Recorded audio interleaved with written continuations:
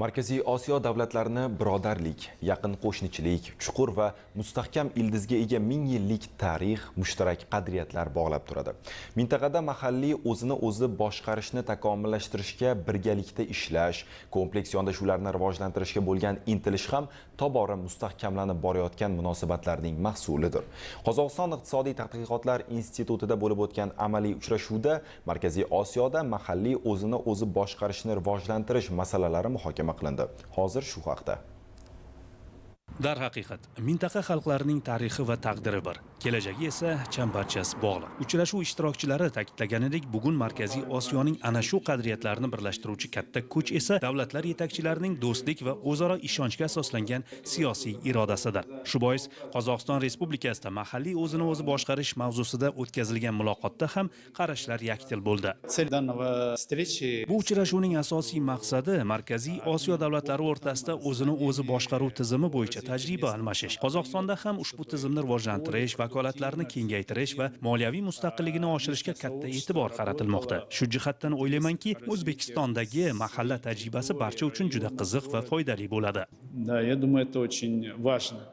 Tadbirda ilmiy tadqiqot institutlari rahbarlari, ekspertlar, Oqmola viloyati hokimligi vakillari va mahalliy maslahat deputatlari, O'zbekiston, Qozog'iston va Qirg'izistonning o'zini o'zi boshqarish organlariga mas'ul mutaxassislar, shuningdek O'zbekistonning Qozog'istondagi elchixonasi vakillari ishtirok etdi. Tomonlar mavzu yuzasidan o'z taqdimotlarini o'tkazdilar. O'zbekiston mahallalari uyushmasi ishtirokchilariga mahalla fuqarolar yig'inlari boshqaruviga bag'ishlangan videorolikni havola etdi. Mahalla yettiligi tizimi ko'pchilikning qiziqishiga sabab bo'ldi.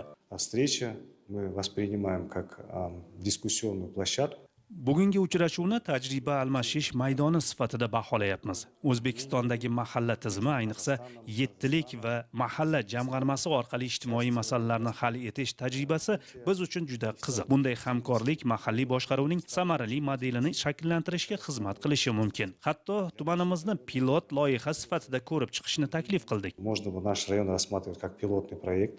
В Центральной Азии формируется своя собственная модель местного самоуправления. Markaziy Osiyoda mahalliy boshqaruvning o'ziga xos modeli shakllanmoqda. O'zbekiston tajribasi esa ayniqsa e'tiborli. Mahalliy boshqaruv konstitutsiyadayoq milliy an'ana, tarix va qadriyatlar bilan bog'lab qo'yilgan. Bu tizimni xalq ehtiyojlariga moslashtirishga xizmat qiladi. Ayniqsa mahallaning yettilik tizimi idoralar o'rtasidagi hamkorlikni ta'minlab, samarali yechim bermoqda.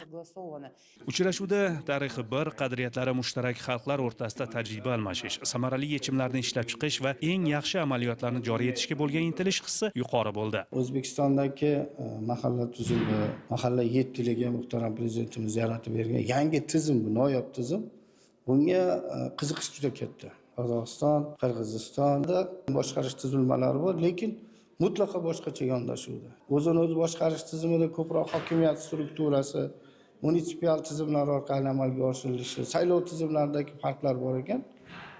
Ayrim jihatlari o'sha bizda open byudjetga o'xshaydigan tomonlari ham bor ekan, hududni rivojlantirish. Shunga kelishuvga kelindiki, Qirg'iziston, Qozog'iston ekspertlari mahalla faoliyatini joyga chiqib o'rganish, ko'proq tajriba almashish va bizlarga ham shunaqa tajriba almashish tariqalarini qo'llab-quvvatlasak, rivojlanishimizda turtki bo'ladi degan juda katta ko'p takliflar tushdi. Mutaxassislarning xulosasiga ko'ra, Ostonada bo'lib o'tgan mazkur uchrashuv Markaziy Osiyo davlatlari uchun mahalliy boshqaruvning yangi modelini belgilash borasidagi hamkorlikda muhim ahamiyat kasb etadi. Akbarali Allayev, Nail Rahmatullin, O'zbekiston 24 telekanali uchun maxsus tayyorlandi.